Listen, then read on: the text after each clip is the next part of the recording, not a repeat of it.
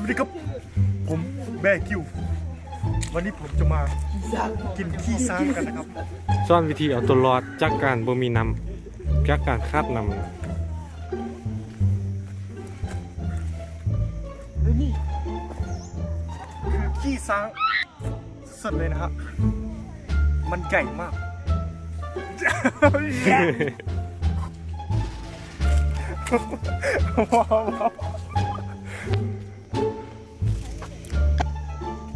เมียวเมียว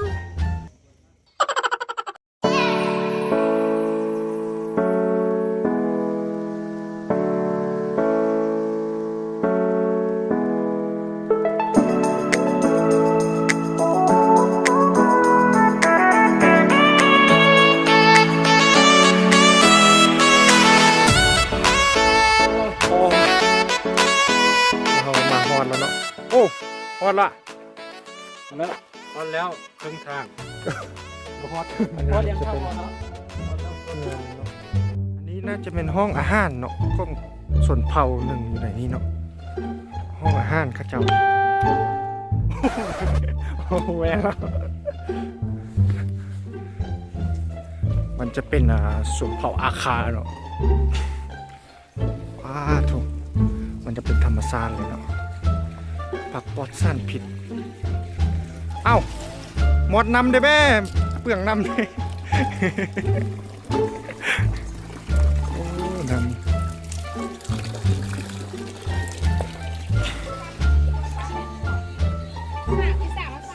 ไอแฮปพาวเวอร์แบงค์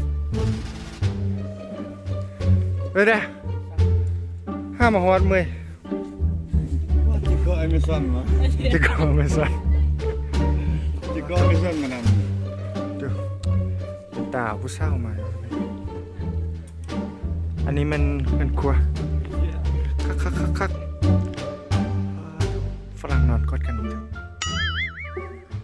เอาจบตอนนี้ตื่มจากแมตอานนท์ตื่มจากกิโลน่าจะประมาณถ้ามความรู้สึกเมื่อยไล่ตอนนี้เหงื่อแตกเลย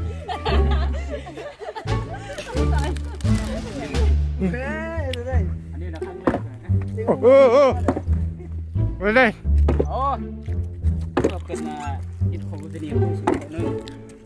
โบแมนบ่ทึกวิธีนะนี่นะจังได้มื้อนี้จะมาซ่อนนั่นวิธีเข้าหน่อยนกถ้าบ่มีฮงซี่อันนี้เป็นวิธีนึงแล้วก็ตับเข้าวิธีตับเข้าที่ทึกกองเนาะมือเนาะซ่องมือเรากำลงไปเนาะแล้วเราไปค่านี้เยียบซะนี่เนาะเราวันนี้เห็นอันนี้เนาะ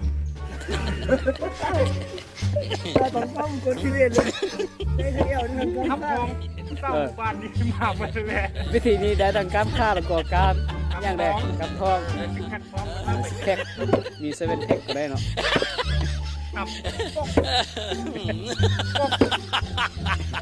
พอเข้ามือแล้วได้เฮ็ดโพดบ่นี่ได้เมียอยู่โอ้แบบนี้ก็ถือว่าโอเคแล้ว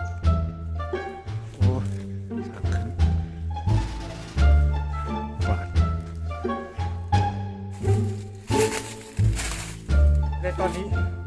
เราก็มองฮอดเนาะทำข้างบนคร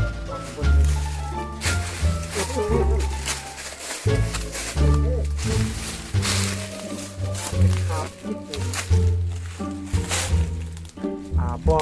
วันนี้เนาะมันจะเป็นบอลกำเนิดห้องเจียเนาะเจียว่าคนจีนเขาเป็นโรคโคโรนา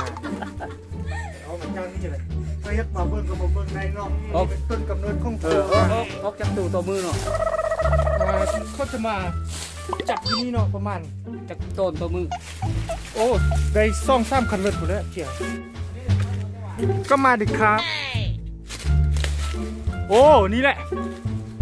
โอ้นี่ถ้ำคนเนี่ยโอ้สหายบินถ้ำโคนอันนี้บอกกาเข้าไปเนาะบริแอไฟไส้มามึงพังกะโอ้ยพยักมาละมาเนอะเอาหนึ่งใช่แล้วเอาแต่ตัวใช่อ้นเสือกนี่เอาบนดึกอ้นเสือกนี่ไต่ขึ้นไปนะได้อยู่ดอก ไปแล้วตอนนี้นะโอ้โหลิง ตัวโคตรไกลขั้นตกบอมเลยโอ้โหจากแบบหูเห็นไรตอนนี้เนาะปอเบิ่งมานี่ดูค่อยอีกขึ้นเบิ่งดู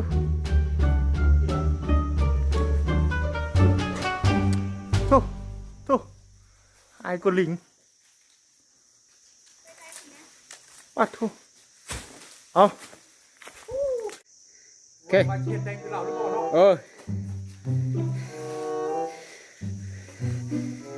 เอาไปเลยขึ้นไปเลย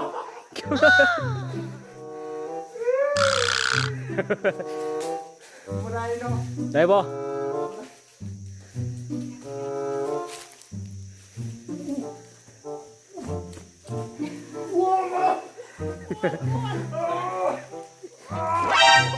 โอ้ยสุดท้ายทานก็ขึ้นบ่ได้หรอกเบื่อว่าเป็นอะไรใช่สภาพขึ้นต้นไม้ขึ้นนาจริงไหม โคโรนาเข้าสิง เอามาเบิ้งมืออาชีพเนาะเราอยู่ป่านี้ประมาณ10 กว่าปีเนาะนนไปยืนหันละพากดู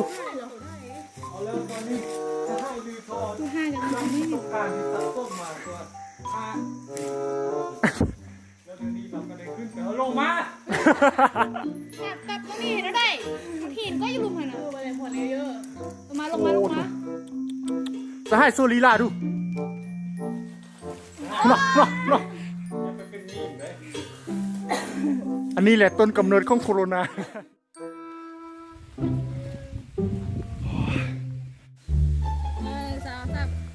ไปหอดเราเส้นเข้าไปแล้วสบายดี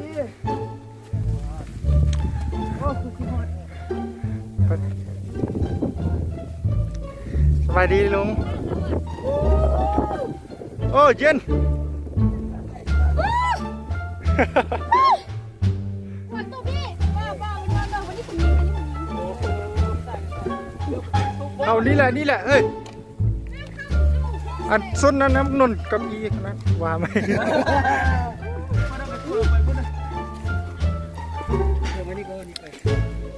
ฝรั่งลมคิดนะ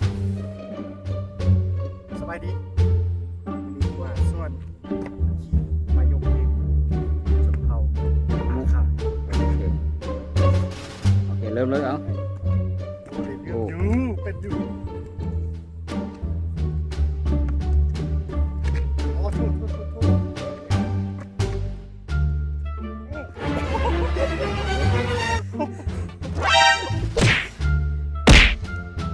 เอามาขี้นอกพี่เอาอันนี้เป็นหูเศร้าเนาะคือความโฮมสเตย์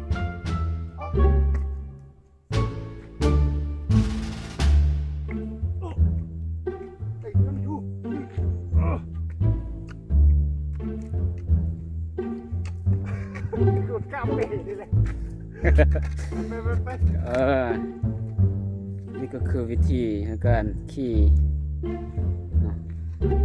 ก็เราเคยขี่ออกมาลองขี่ได้ในวิธีผ้าประตูเนาะคือโฮมสเตย์ของบริษัทพรวิวงามไล่โอ้สายนี่เก่งเก่งสุดเลยนะโอ้เราขี่เราเป็นขี่แบบเกลือโอ้พอคานี่เนาะนึกพอคา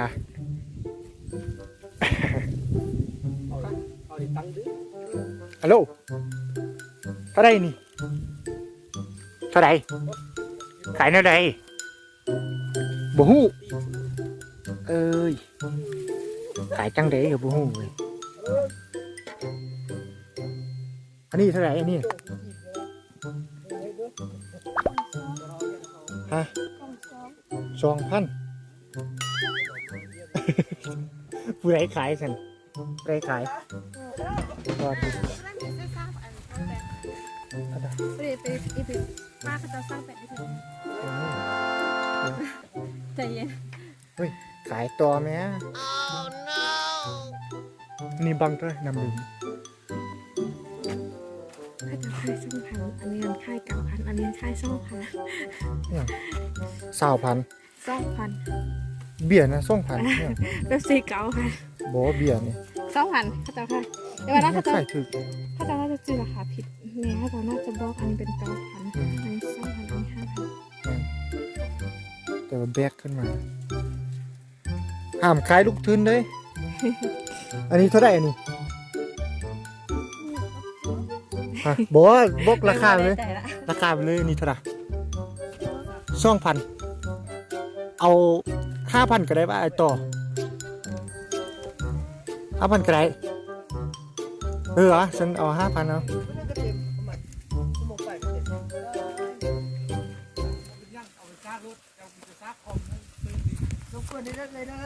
ผม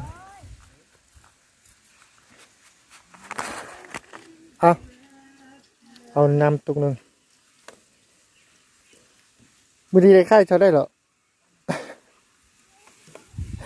น่าอายเลย